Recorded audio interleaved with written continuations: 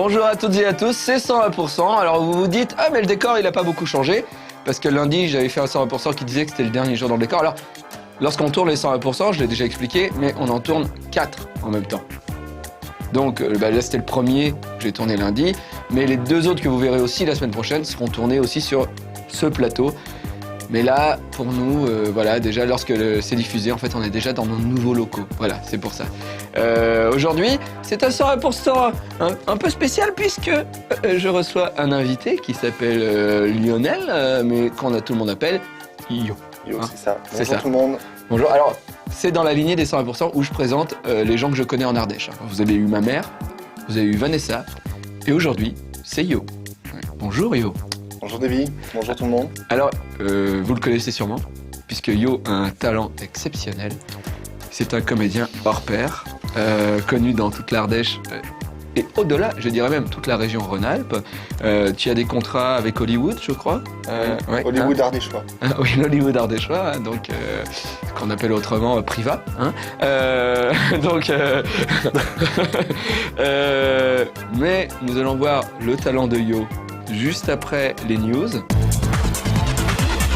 Ah, que de belles news hein, quand même. Hein. On voit qu'on déménage et que Pierre-Alexandre a vraiment beaucoup de temps puisqu'il a repeint le fond vert. Alors, Yo, ici présent, a beaucoup de talent, je vous le disais tout à l'heure. Vous pouvez le voir sur Internet hein, en cherchant un petit peu des vidéos, en tapant Blockbuster. Lionel Argot refait les blockbusters. Hein. Vous pouvez le voir même sur le site Une Case en Moins. Vous pouvez voir quelques vidéos, vous pouvez voir l'étendue de son talent. Et je crois que tu nous as préparé quelque chose. Oui, tout à fait. Alors, tu sais ce que c'est ? Non, je vais te découvrir maintenant. Donc tu nous l'as préparé, mais c'est moi. Excusez-moi. Hop, ce n'était pas très télé. Voilà. Donc Lionel, un panel de capacités, artistiques assez hallucinant. Donc devant vous, il va nous faire des sentiments. Hein Oui, d'accord. Donc oui. je te donne un sentiment et tu le joues à la caméra et tu montres au public ce dont tu es D'accord. capable. D'accord. Alors je m'efface un petit peu hein, pour laisser son talent s'exprimer. Attention, le rire. La tristesse.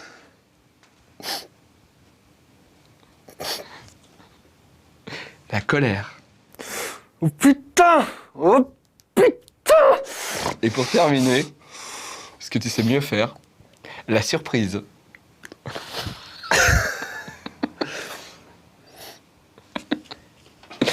D'habitude, tu le faisais avec les mains aussi.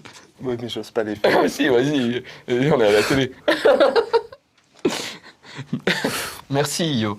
Mais de rien. Maintenant, on va regarder la critique de Final Fantasy Crystal Chronicles Echoes of Time. J'avais pas lu la suite.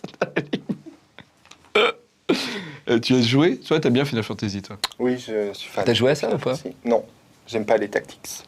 T'aimes pas les tactics ? Non. Toi, tu fais que de l'XP Voilà. et juste de la baston bête. Voilà, non. C'est quoi ton Final Fantasy préféré ? Le 7. Ah ouais ? Oui, le tout premier, Ah bon ? sur la PlayStation. Mais t'as pas arrêté de jouer à celui avec dans l'eau où il se jette le ballon ? Le 9, Je sais pas. aussi j'ai beaucoup aimé. Ok, très bien. Bon, J'attends regarde. le dernier de la PS3 avec impatience. Ok, moi je m'en fous. Mais on regarde quand même la critique.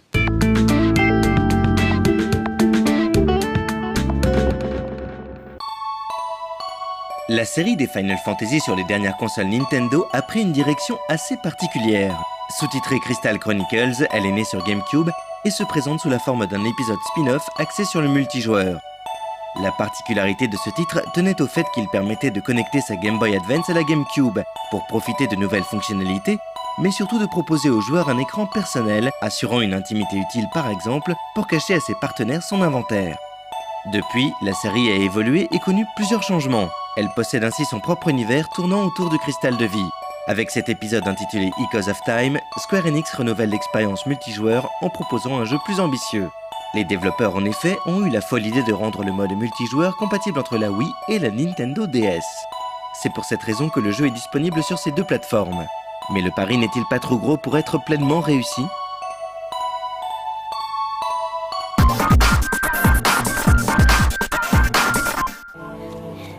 C'est le 16e anniversaire de notre héros, et comme le veut la tradition, il doit passer un rituel. Ce dernier consiste à aller chercher dans la forêt un cristal auprès de Charlotta, une fille chat.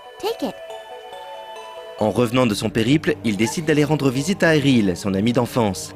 Cette dernière souffre et semble être atteinte de la maladie dite du cristal. Notre héros va donc devoir quitter le village pour essayer de trouver de l'aide.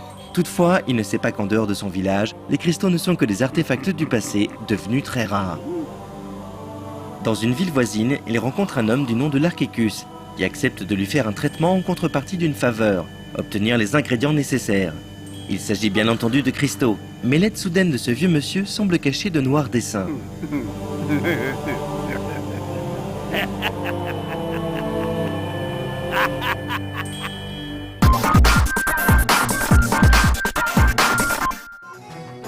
Contrairement à la saga principale, les épisodes estampillés Crystal Chronicles sont des action RPG. On retrouve donc les habituels points de vie et autres points de magie, mais les combats se déroulent en direct et non plus au tour par tour. Sur DS, l'action se situe sur l'écran supérieur. Le joueur se déplace dans un monde 3D sans pouvoir contrôler la caméra, les angles de vue étant prédéterminés. Les déplacements du personnage, classiques, permettent aux joueurs de sauter et même d'effectuer un double saut, ce qui est assez rare dans ce type de jeu. Le bouton d'action sert à utiliser son arme, mais le joueur peut aussi soulever, jeter ou détruire des éléments du décor à la manière d'un Zelda. En maintenant appuyé, il est également possible de charger des attaques dévastatrices, mais qui en contrepartie consomment de la magie. Dans la série Crystal Chronicles, les personnages sont rangés en 4 clans majeurs. Les Clavats, qui ressemblent trait pour trait aux humains, les Lilties, des lutins végétaux maîtrisant l'alchimie, les Yuks, des espèces de gallinacés mystérieux ne montrant jamais leur visage, et enfin les Selkies, le pendant néandertalien des Clavats. En début de partie, le joueur devra choisir sa tribu. Chacune d'entre elles possède des aptitudes qui lui sont propres. Certaines prônent la magie, d'autres la force physique. Le système de gestion de la magie, bien connu des fans de la série, est toujours aussi original. Il faut commencer par sélectionner à l'aide du stylet l'une de ces magilites, qui sont des pierres élémentaires capables de déchaîner un élément ou de lancer un sort. Une fois choisie, la magélite s'active en appuyant sur un bouton, une cible apparaît alors et le joueur doit la déplacer sur un ennemi. Les magies peuvent être upgradées si elles sont utilisées à plusieurs ou en les cumulant. Par exemple, en lançant 2 magélites brasier sur un même ennemi, le résultat sera le brasier plus. Une technique assez simple en somme, mais qui nécessite une rapidité d'action peu évidente de la part du joueur. Les ennemis arrivant de toutes parts, il vaut mieux ne pas perdre de temps et les combattre au corps à corps. La magie est donc surtout efficace contre les boss.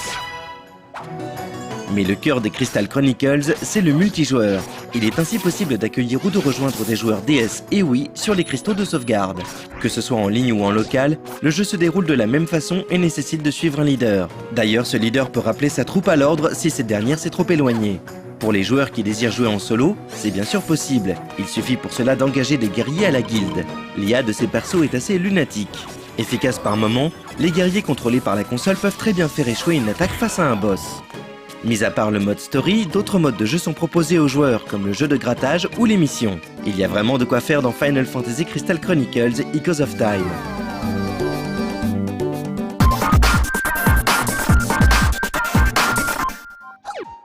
Final Fantasy Crystal Chronicles Echoes of Time sera plaire aux joueurs les plus exigeants et répondre aux attentes des fans.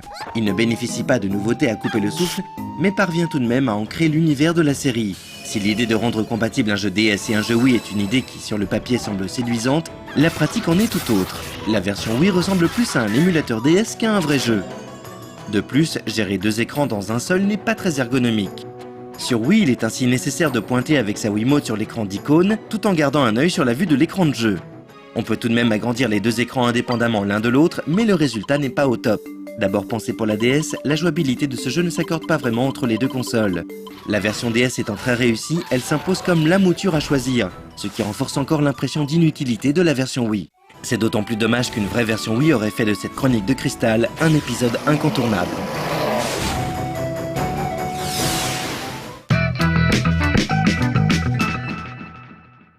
Alors, Yo, excuse-nous, mais juste avant la critique, il y a notre ingénitrice du son qui nous a indiqué que tu te trompais, que le Final Fantasy avec l'eau et les ballons, c'était le 10. C'était pas le 9, c'était le 10, oui. Ah. Autant pour moi, je m'excuse. Et pourtant, tu as joué à tous. Oui, tous. Non, le 8, je l'ai jamais terminé, j'ai pas aimé.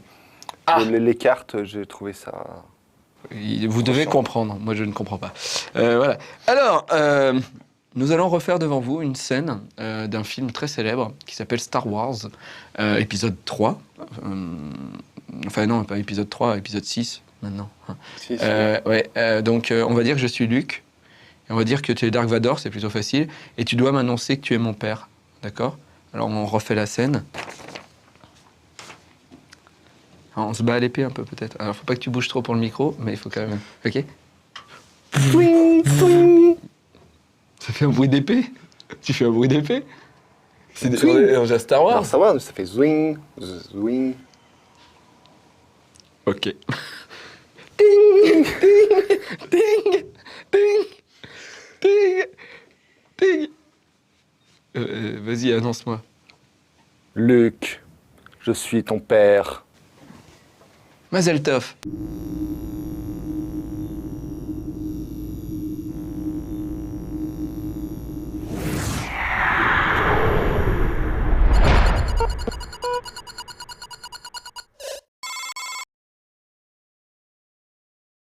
C'est quoi? Quoi? C'est quoi? Quoi? Eh ben, Star Wars, Ouais? ça existait avant Star Trek. Ah ouais? Ouais, c'est pour ça qu'ils ont des costumes nuls dans Star Trek. C'est parce que Star Wars, ils avaient fait tous les costumes bien. Il y a bien longtemps, en 1971, Universal Studios avait signé avec le jeune réalisateur George Lucas un contrat pour la réalisation de 2 films. Le premier était American Graffiti, qui sortit en salle en 1973. Le second était un film de science-fiction nommé The Journal of the Whills. Le synopsis, écrit par Lucas, narrait l'histoire de C.J. Thorpe, un guerrier Jedi Bendu rescapé d'Opushi, et de son apprentissage auprès du maître Mace Windu. Sans surprise, Universal rejeta le script, jugé incompréhensible. C'est à ce moment que Lucas décida de s'inspirer d'un classique du cinéma japonais, Kakushi Tolide no San Akunin, alias La forteresse cachée de Kurosawa Akira. Le film de Kurosawa raconte l'histoire de 2 paysans en temps de guerre qui accompagnent une princesse en fuite et un général à travers les lignes ennemies. Le général et la princesse transportent avec eux une cargaison d'or destinée à leur permettre de financer une contre-attaque. Le nouveau script de Lucas se nomme alors The Star Wars et inclut quelques éléments décisifs comme les méchants Sith, l'étoile de la mort et un jeune garçon alors nommé Anakin Starkiller. De fil en aiguille et de révision en révision, le héros devient Luke Skywalker, Anakin son père, le vieux général prend le nom de Ben Kenobi et les chevaliers Jedi apparaissent, ainsi que la Force. Au passage, le mot Jedi est un clin d'œil direct à Kurosawa puisqu'il vient du japonais Jidaigeki qui désigne un film historique. Petit à petit, alors que Lucas développait son univers, il prit conscience qu'il avait matière à faire plus d'un film, mais l'histoire la plus accessible et la plus facile à raconter était celle du milieu. Comme Universal avait rejeté le film, Lucas signa avec la Fox, avec une option pour 2 films supplémentaires si le premier marchait bien. Il avait même prévu, dans l'éventualité que Star Wars soit un échec commercial, un synopsis écrit par Alan Dean Foster qui aurait servi de base à une suite à petit budget. Le succès du premier film aidant, Lucas recruta l'auteur de SF Leigh Brackett pour écrire la suite, L'Empire contre-attaque. Dans le script de Brackett, Vader n'était pas le père de Luke et celui-ci apparaissait sous forme d'un spectre pour guider son fils. Après la mort de Brackett des suites d'un cancer, Lucas remania son script et eut soudain l'idée géniale de faire de Darth Vader le père de Luke. Et c'est de ce changement crucial que naquit tout le concept de faire plus tard une trilogie préquelle qui raconterait la corruption et la déchéance d'Anakin Skywalker.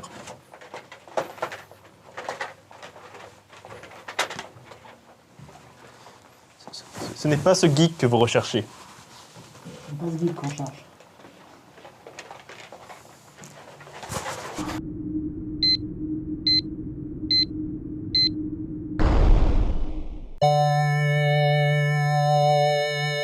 Alors, Yo, normalement maintenant, dans 101%, c'est Tokyo Café, mais vu qu'on déménage, il n'y a pas Tokyo Café. D'accord. Alors, je me suis dit, comment réussir à pallier à l'absence de cette émission phare de No Life?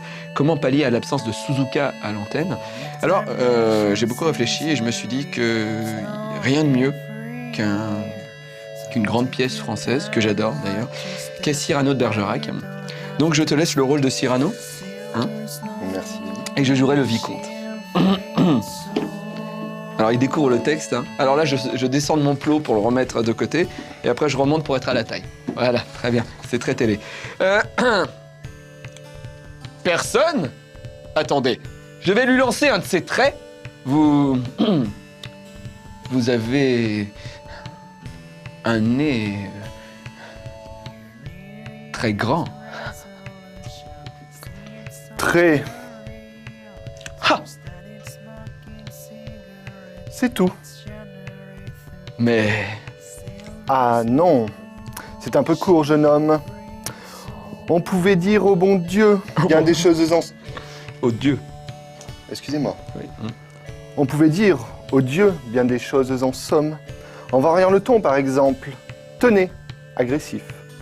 Moi, monsieur, si j'avais un tel nez, il faudrait sur le champ que je l'amputasse. Amical. Mais je dois tremper dans votre tasse. Pour boire, faites-vous fabriquer un anapé. Descriptif. C'est un roc. C'est un pic. C'est un kick. C'est un roc. C'est un pic. C'est un cap. Que dis-je? C'est un cap. Non, c'est une péninsule. Curieux. De quoi sert cette oblongue capsule? D'écriture, monsieur? Écritoire. Ou de boîte à ciseaux? Écritoire. De quoi sert cette oblongue capsule? Il reprend. Hyper long. D'écritoire, monsieur? Ou de boîte à ciseaux? Gracieux. Aimez-vous à ce point les oiseaux? Que paternellement vous vous préoccupez de tendre ce perchoir à leurs petites pattes? Truculent. Truculent. Ça, monsieur. Ah non, tu joues pas le truculent là. Oui, mais je vois pas. Alors fais-le comme t'imagines un mec truculent. Alors. Ça, monsieur, lorsque vous pétunez, la vapeur du tabac vous sort-elle du nez, sans qu'un voisin ne crie au feu de la cheminée? Très bien. Très bien. Et maintenant, combat d'épée, hein, parce qu'on s'est énervé. Ah, c'est ça. Voilà, dans Cyrano, c'est comme ça. Très bien. Voilà, c'était vraiment le meilleur Tokyo Café du monde. Yo, merci d'être venu. Je pense Merci que plein de gens de vont m'avoir invité. je pense que tu feras l'année prochaine plein de choses sur No Life, hein, Nous verrons. vu tes capacités. Et puis, vous le verrez très bientôt dans Nerds, puisque vous l'avez vu déjà dans des photos, dans l'album photo de Régis Robert, il joue le rôle de Simon Poulet. Voilà. Voilà. Eh ben, je vous embrasse sur vos petites fesses et puis je vous dis à la semaine prochaine. Au revoir tout le monde. Ciao.